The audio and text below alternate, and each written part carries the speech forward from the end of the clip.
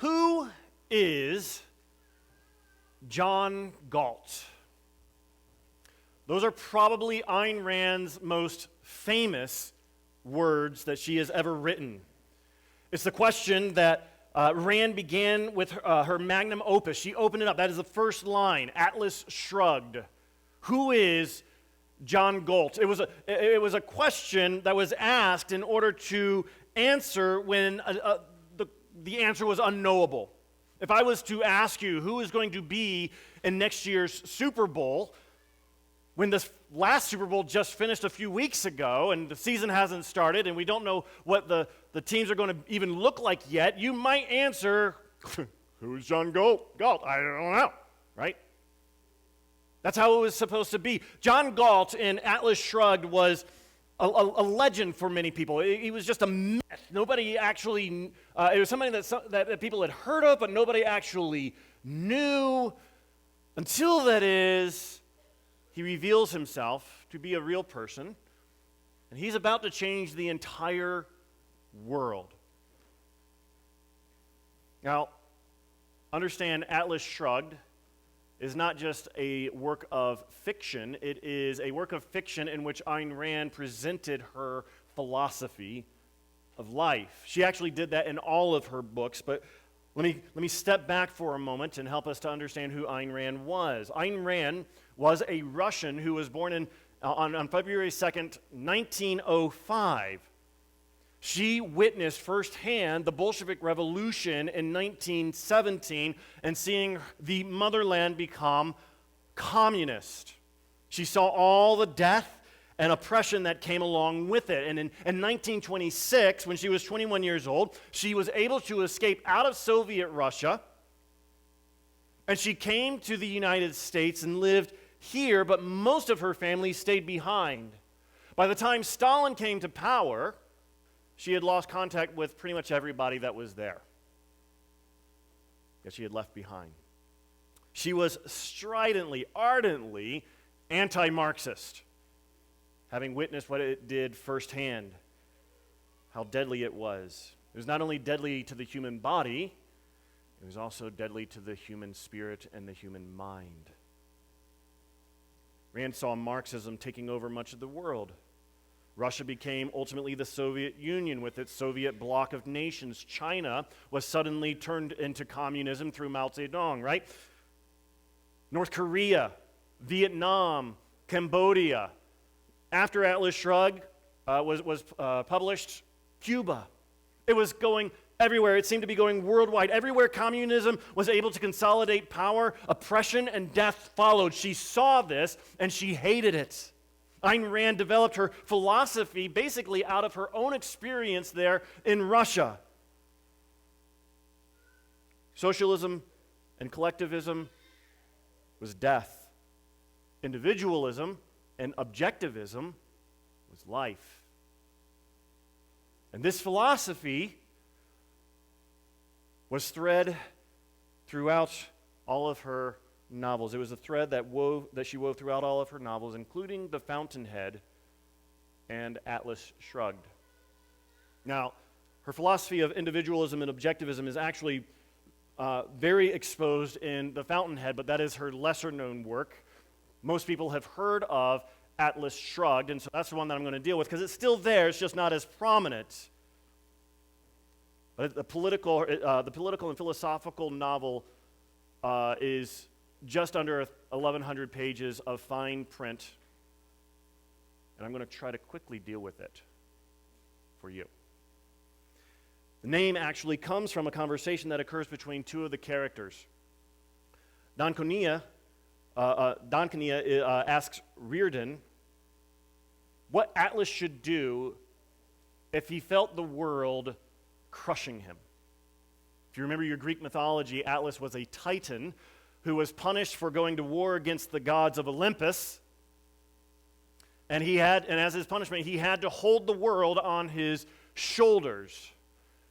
And so Don Cornea was asking Reardon what it should be. If Atlas finally felt that the world was beginning to crush him, what should he do? And he answers his own question by saying that he should shrug. In other words, he needs to shrug the world off of his shoulders. And if that meant that the entire world collapses and falls and breaks apart, then so be it.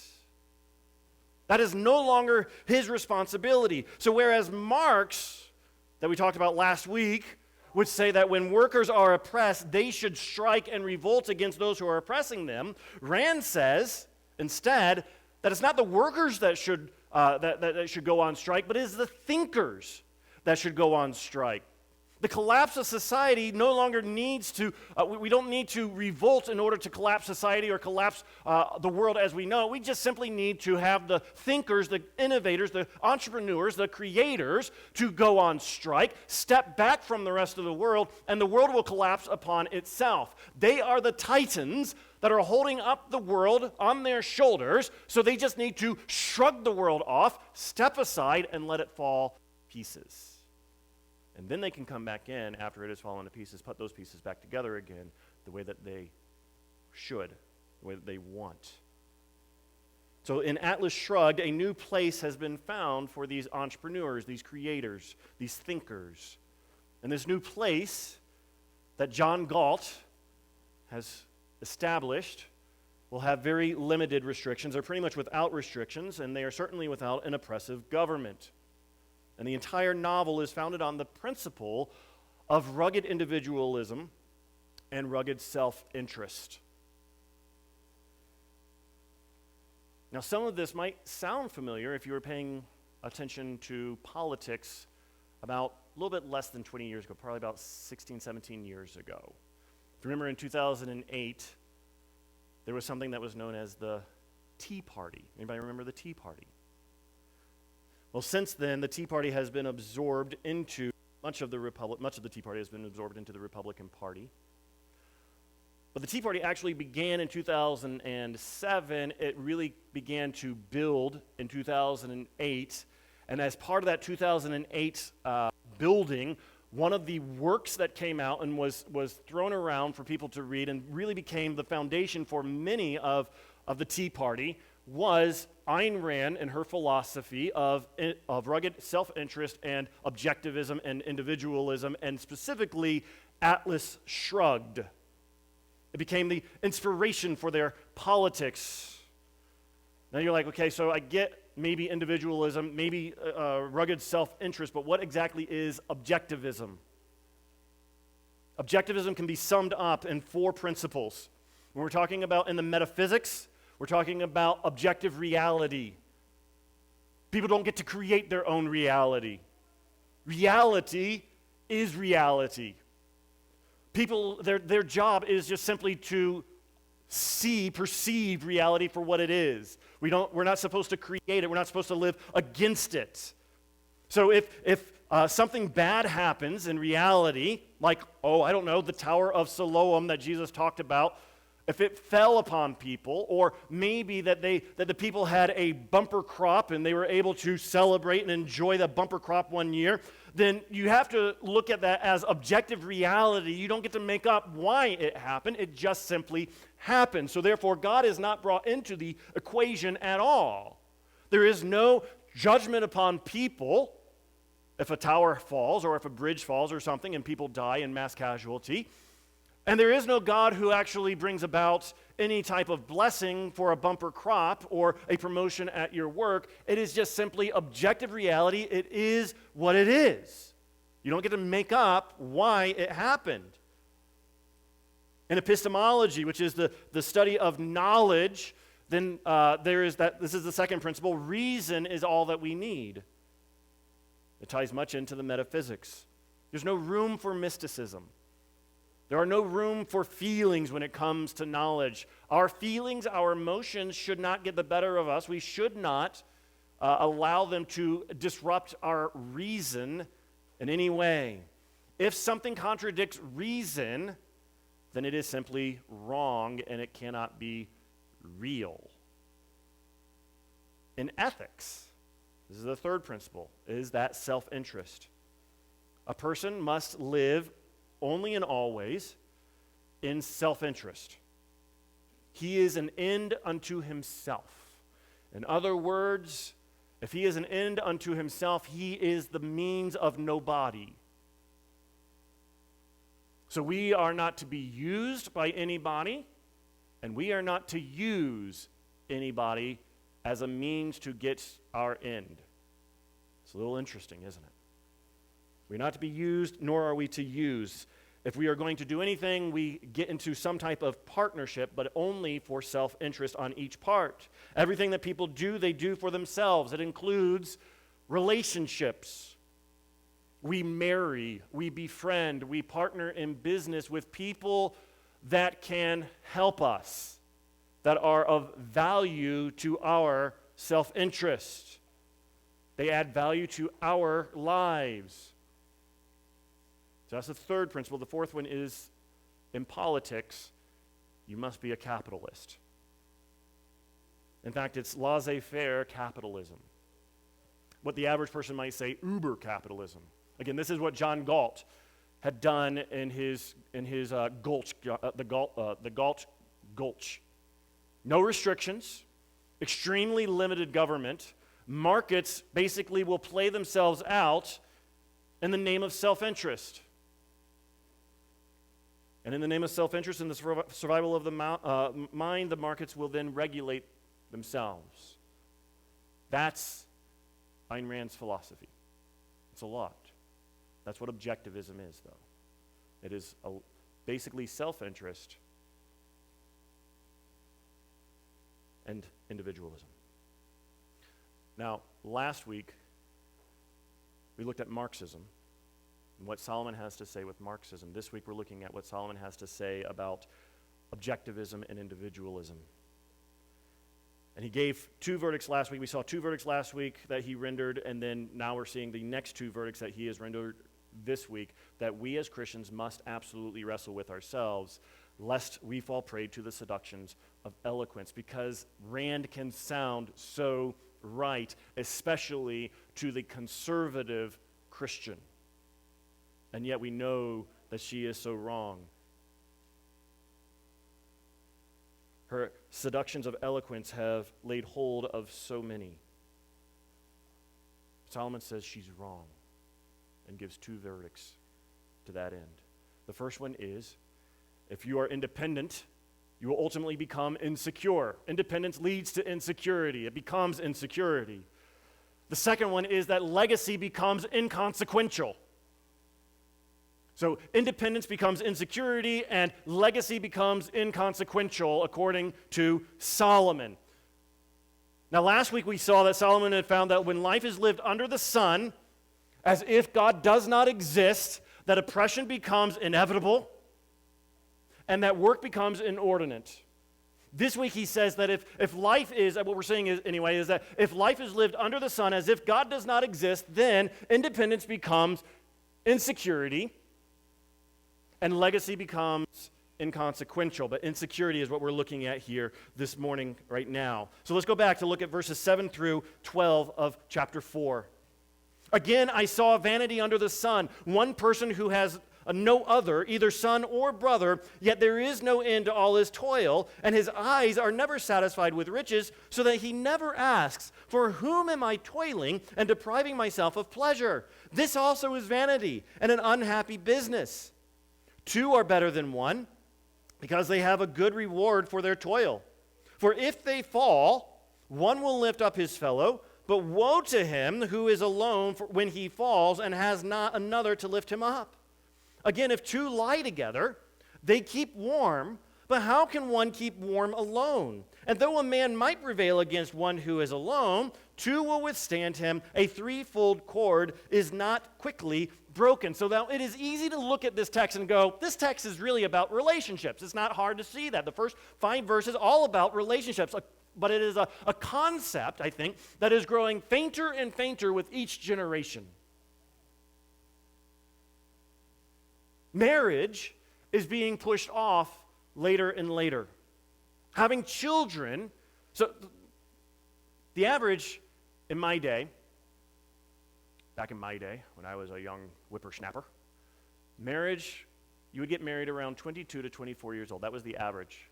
Today, it is late 20s, maybe early 30s. in which people are getting married today in this generation. Children are being pushed off into the mid and late 30s. And the question is, why? What's going on there that is leading to this? And I do think that we can really boil down the answer to really one reason. You can take all the different reasons, but they really come down to one solid answer, and that's individualism. It's about my life. It's about my goals. It's about my experiences that I want to have, about my hopes, my dreams, my plans, my travels, my money, my vacations, my career.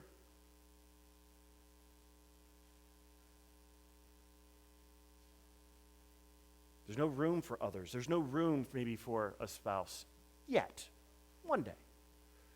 There's no room for children yet, maybe one day.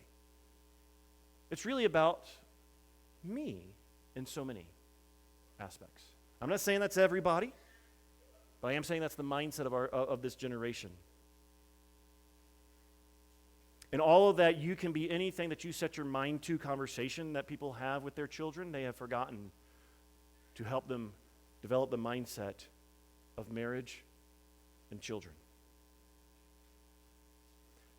That's not to say that individualism is a modern day problem. It is to say that it has been amped up and it is rampant in our generation, or this next generation. And Solomon warns that such individualism, such independence, comes with insecurity in the long run. Solomon believed that we are much more than ourselves. He saw that there's a problem with those who work to acquire more stuff and never actually stop to answer, what am I doing in the first place? Why am I doing this? For whom am I toiling and depriving myself of pleasure, is the way that he puts it. Why am I slaving away at this job rather than actually enjoying life? And some would actually have the answer that I am doing this because I have a family, I have responsibilities, I need to put food on the table for my family. But, again, with this generation, with all the declining marriages and the falling birth rates, the familial responsibilities have become less while the work actually becomes greater. And so if the answer to Solomon's question as to why am I doing all of this labor and depriving myself of all of the pleasure is me, myself, and Irene, that's a movie, me, myself, and I, we've got a huge problem on our hands. We do. Because Solomon says there really actually needs to be someone that you are sharing life with. Someone that you are to be able to look and say, I am sharing the fruit of my labor with this person or with these people. Remember, Rand was an individualist. She was an isolationist in many respects. She didn't really deny the relationships, but those relationships were very much transactional. And self-sacrifice was absolutely abhorrent to Ayn Rand. You don't do things just for the good of other people. There has to be something of self-interest there. And the generations that have come along over the last few decades have knowingly or unknowingly become or have given themselves over to this kind of mindset, especially among Christians. Knowingly or unknowingly, many Christians have this mindset that we have become so absorbed in our modern understandings of humanity that we see each other in utilitarian ways rather than in relational ways. Friendships die while associations of usefulness thrive. All that really matters is that the work gets done. Solomon says, no. That's vanity. That right there is an unhappy business. Let's stop and think for a moment. How many Christians do you know? And you may be included. In fact, I may be included in this. I think probably in many ways I am. But how many Christians do you know isolate themselves from Christian community? I mean, they show up to church. Some of them might not, so they call themselves Christians, but you don't have to go to church to be a Christian, as many would say. But they isolate themselves from the Christian community, except maybe on Sundays and except maybe on work days where there's a project that needs to get done. But that's it. We rarely give ourselves to the simple purpose of giving ourselves to one another. There's no transaction taking place. There are no expectations of reciprocity.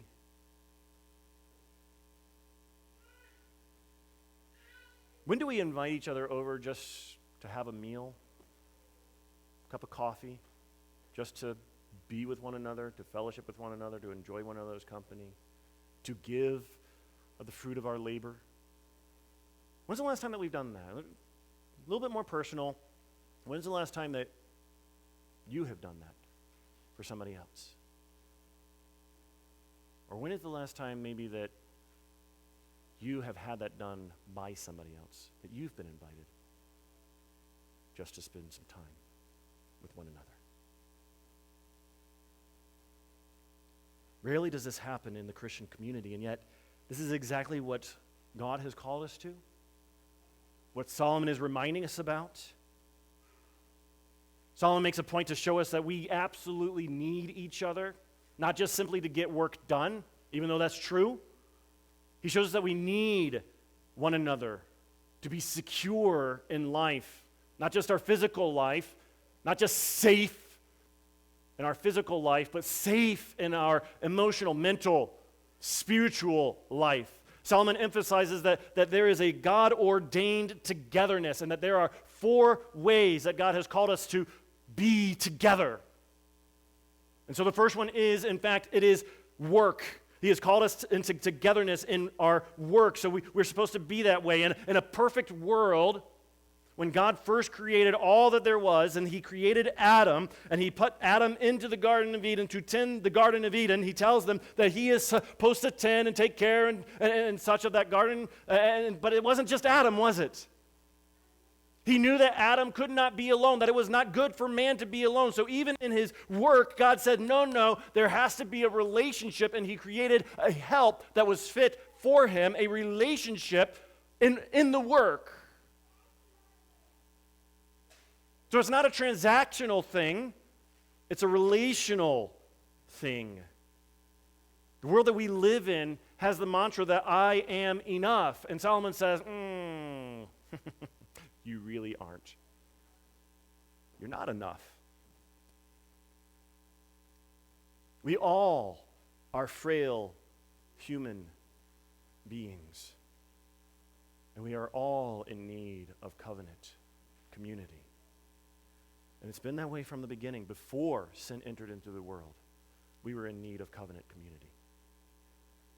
That's the way God has designed it from the beginning. But second, we are together in wreckage. When we fall, and we will all fall, whether we are falling literally, or we are falling figuratively, falling into sin, falling into despair, no matter what, we will fall. Solomon says, woe to that person who doesn't have somebody else to help them up, help them out of that, to pull him out of that wreckage that he's got himself into. That's why we need covenant community. We need covenant community to come beside us in grace, as Paul would say in Galatians. We need them to come beside us in grace and to restore with a spirit of gentleness and bearing each other's burdens. Woe to the person who doesn't have that kind of community in his or her life. Third, he says that we need it together. We need to be together in warmth. Just as on a cold night, companionship keeps each other warm, so it also happens actually in a metaphorical sense, those metaphorical cold nights. When life actually becomes cold and heartless toward us, we need somebody there to warm us. And when we become cold and heartless toward others, we become embittered over somebody that has hurt us. We need somebody to come in companionship and come alongside of us to warm us, to warm those cold hearts of ours. Willing to say the hard words that we don't necessarily want to hear, but need to hear, because they say them out of love. Fourth, we're together in the wrangles. It's easy to fall prey to dangers and snares in life.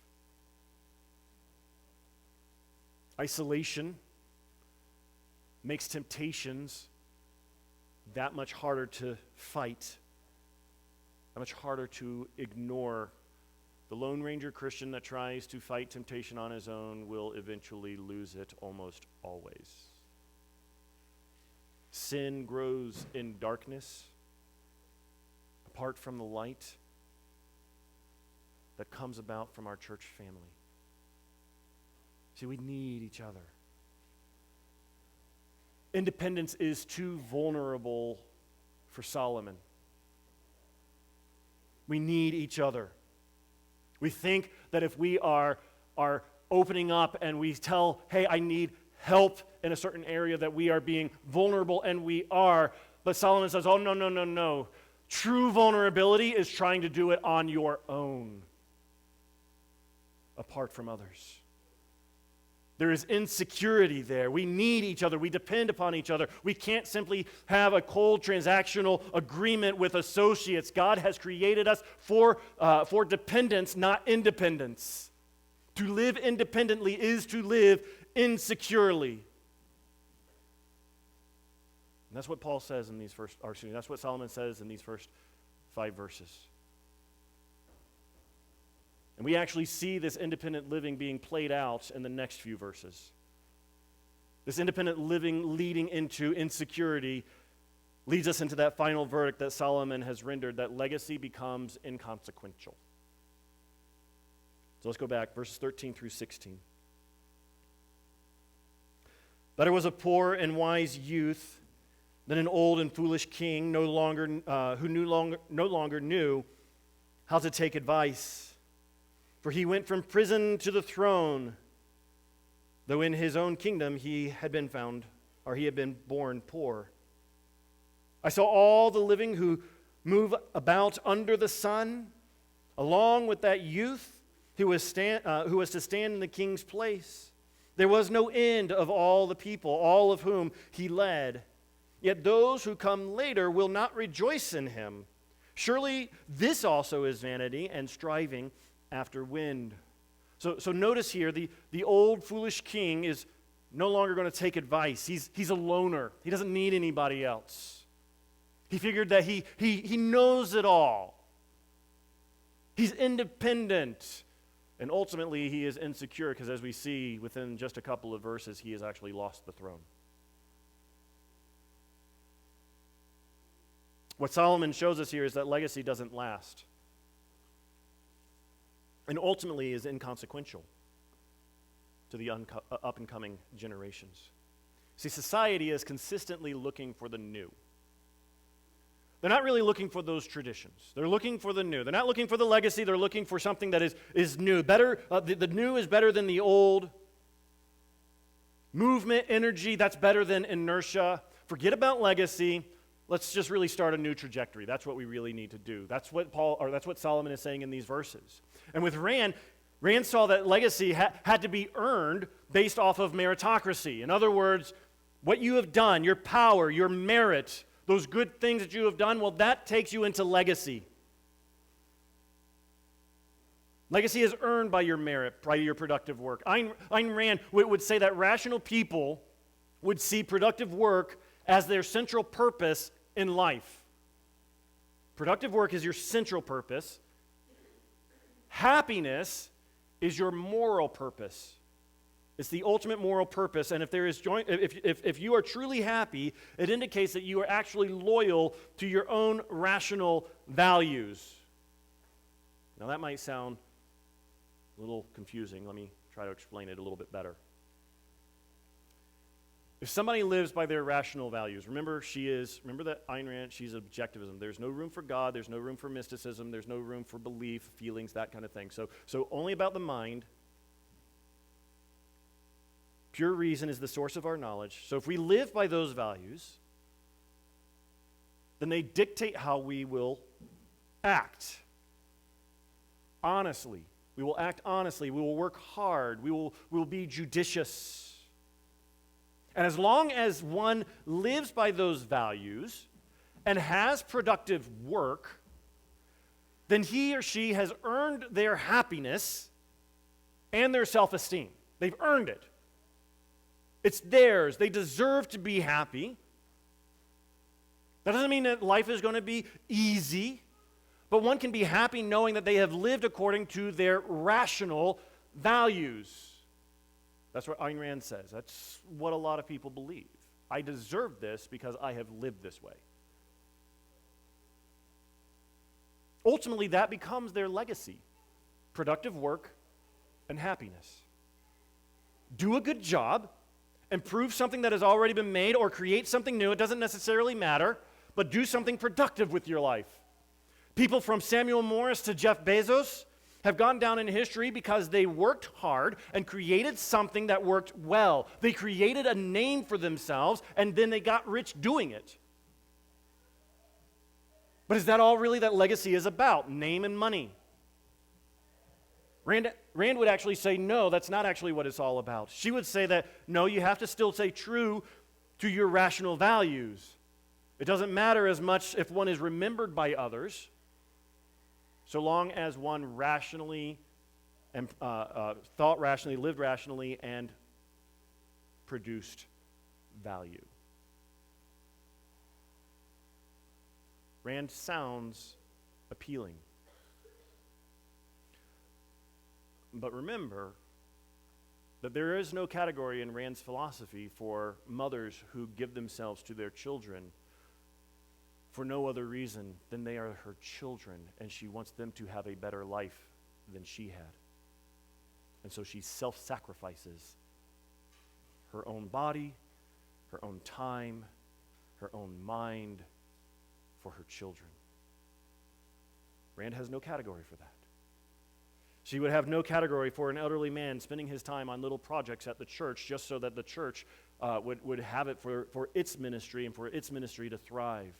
Never needing to be recognized, always in the background, not needing to be in the limelight, has no reason for himself. There is no category for Ayn Rand in this. Rand would say that there is absolutely no moral value in the mother who gives herself or the elderly man who gives himself. There is no moral value there because there is no rational purpose behind it. It is not done in self-interest. Now, Solomon would also say no, but for a completely different reason. See, that's typically when we think about legacy, that's often what we think about is, hey, I need to create a name for myself, or I need to become popular, I need to have a lot of money. That's what legacy is about. Rand says no. It's about living according to your rational value and doing work, productive work. Solomon says no, it's not about either one of those. It's not about living rationally, not about productive work, leading into happiness.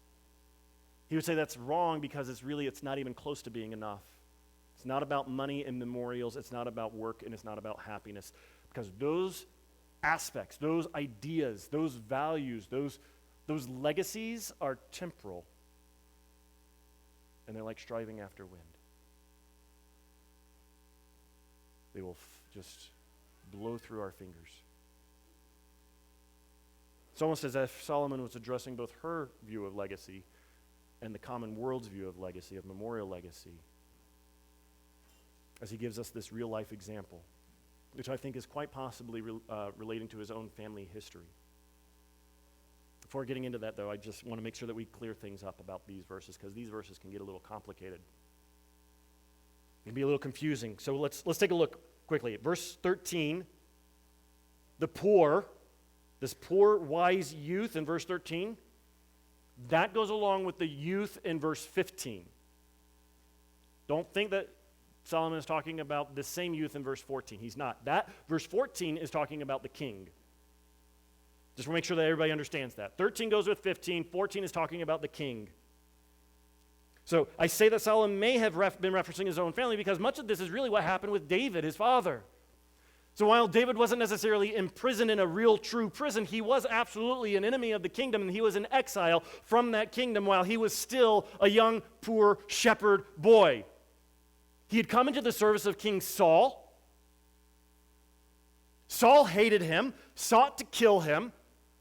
He had to run away for his life. He lived then in exile in the caves and in the wilderness and actually in other nations in order to stay alive. Yet when he ultimately became king, he was extremely hot-headed. He was very individualistic. He needed some advice. Sometimes he took it, sometimes he didn't.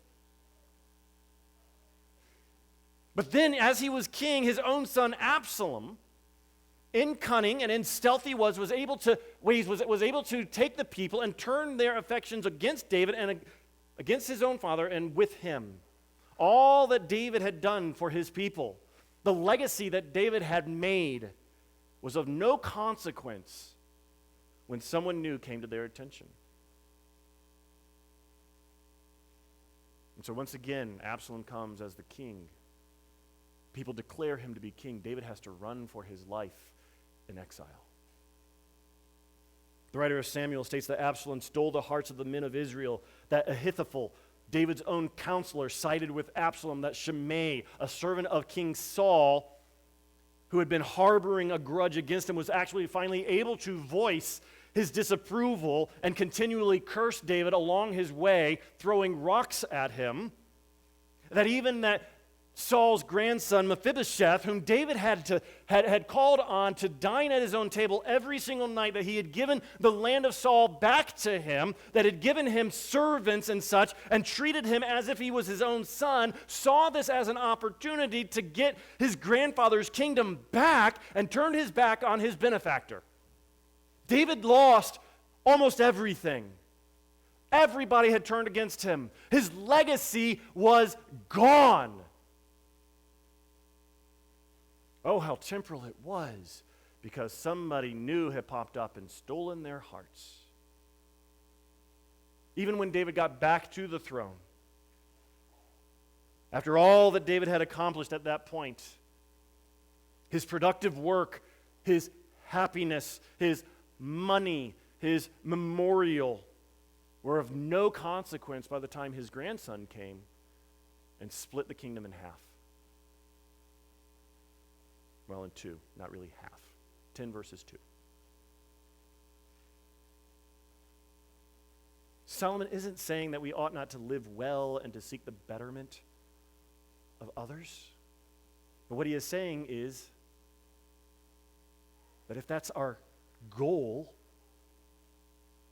if that's what we're living for, if that's all that we're trying to do is just simply live for legacy, whether our own work and happiness or money and memorial, then we will find it's not enough.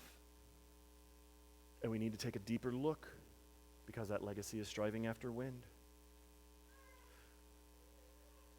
Joseph saved all of Egypt in the famine. Not just Egypt, all of the known world from this 7-year famine. By the time Moses was born,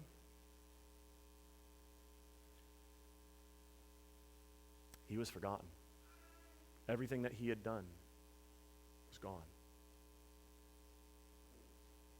And there's so much talk about legacy today. Men, you need to leave a legacy for your families. And elderly, don't you know that you need to leave a legacy and leave the church in your own wills and give them everything that you have and forget about your families? If you haven't noticed, that really irks me when companies do that. Companies, leave a legacy to your stockholders and your consumers. See, there's so much talk about legacy as if that's really all that matters. And Solomon, in his wisdom, as he has lived out the wisdom under the sun and understands what life is like if you pretend like there is no God, he made these mistakes. He understood what it was about, and he says, it's not enough. It's not nearly as important as you would like to think it is. And so what we have seen over the past 2 weeks, that we have seen Solomon render 4 verdicts about life being lived under the sun as if God doesn't exist. That oppression becomes inevitable, that work becomes inordinate, that individualism becomes insecurity, and that legacy becomes inconsequential. That's the word I'm trying to say.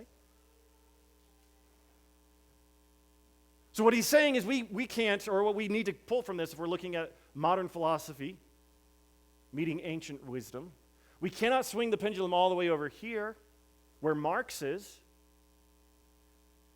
and we cannot swing that pendulum all the way over here where Rand is. Communism versus individualism, collectivism versus objectivism. Can't do that.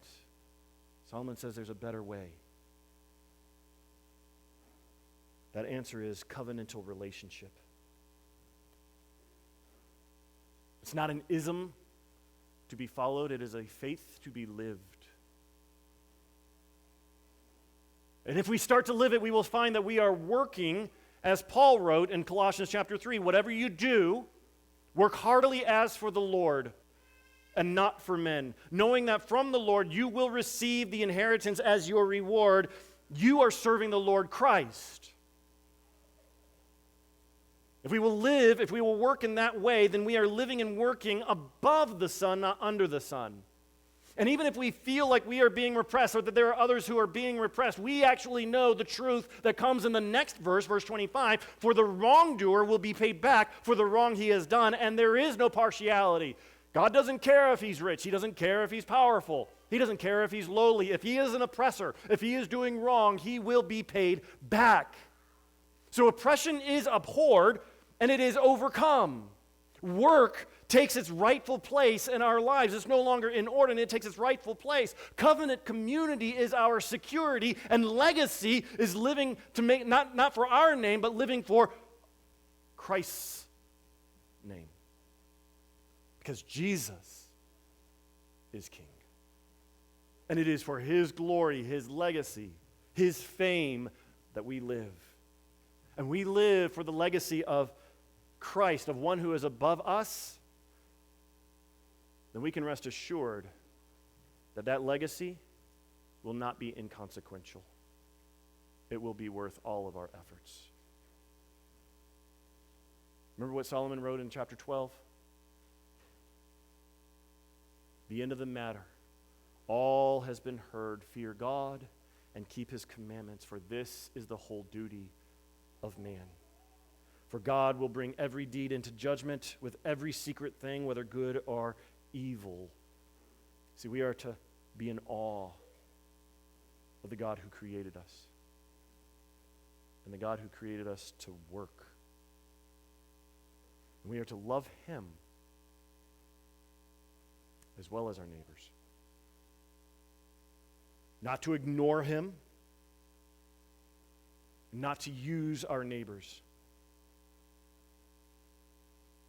So the only way then for us to do that is to be obedient according to faith. The faith that lives in us. The kind of faith that the Spirit has given to us for us to live in. The only way then, though, for us to be able to do that, to have the Holy Spirit in us that gives us the faith to live this way, is to then self-sacrifice ourselves. We sacrifice ourselves and live for Jesus. Ayn Rand says, self-sacrifice is abhorrent. Jesus says, die daily to your own self and come and follow me. We sacrifice ourselves and live for Jesus, who is the one who sacrificed himself and ever lives for us. Let's pray.